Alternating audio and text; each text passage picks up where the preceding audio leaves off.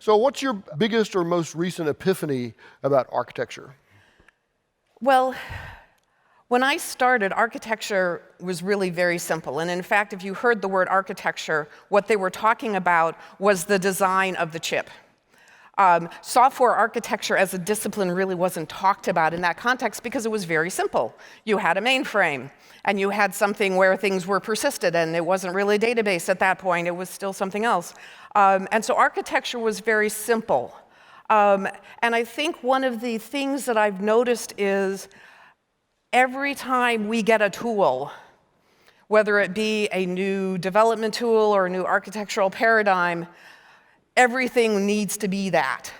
And what I worry about is that we want there to be a silver bullet. Even though as technologists we know silver bullets don't exist, we want there to be the one true architecture. And it doesn't exist, just like the one true programming language doesn't exist. We need to accept that as there are going to be situations where this architecture is appropriate and this one is not.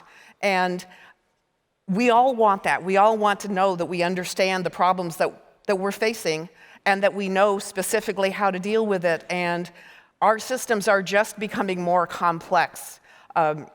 When I started, I actually read a paper that said there were roughly 20 programs that would ever be written on the planet, because all the problems that could ever be written were one of these 20 varieties.